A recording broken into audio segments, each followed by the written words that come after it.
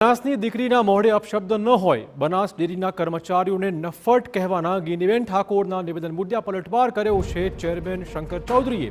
ગિનીબેન ઠાકોરના નફ્ફટના નિવેદન બાદ બનાસકાંઠાની રાજનીતિ ગરમાઈ ગઈ છે।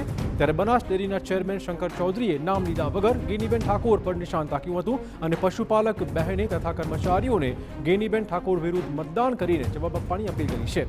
લાખણી તાલુકાના આગથડામાં પ્રચાર સભા દરમિયાન શંકરભાઈ ચૌધરીએ વળતો પ્રહાર કરતા કહ્યું હતું કે બનાસની દીકરીઓના મોઢે અપશબ્દો ન જ હોય। સાંભળો શું કહ્યું હતું શંકર ચૌધરીએ।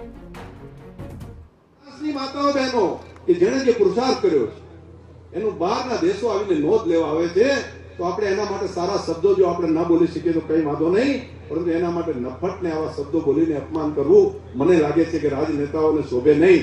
એમને જે રાજનીતિ કરી હોય કરે, પરંતુ માતાઓ બહેનોનું જે અપમાન કરે છે એ બાબત ઠીક નથી। તમને આ વાત ધ્યાનમાં આવે છે બધાને? બહેનો આ જે બોલે છે સારું નથી એવું તમને લાગે છે તો તમે જવાબ આપશો? બધા પૂરો જવાબ આપશો? બધા જો આપવાના હોય તો એક વખત તાળી પાડીને બોલો ભારત માતા કી।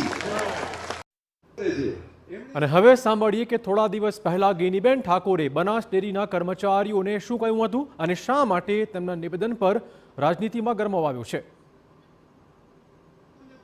આપણે કોઈને કઈ કરવું નથી, કોઈ હિંસા નથી કરવી, પણ આપણી આંખ ઉપર એને ખબર પડી જવી જોઈએ કે આ ગામની અંદર હવે મારે પગ મૂકવાની જગ્યા નથી। ખાલી સામે જોવાનું અને જોવાનો ઈશારો એક જાગીરદાર તરીકેનો હોય તો અહીંયા ઊભી પૂંછડીએ ના ભાગે તો મને તમે કહેજો, પણ આટલું કરવું પડશે કેમ કે આ નફ્ફટ છે અને નફ્ફટ લોકો હોય ને એને માન સન્માન જેવું કઈ હોય જ નહીં।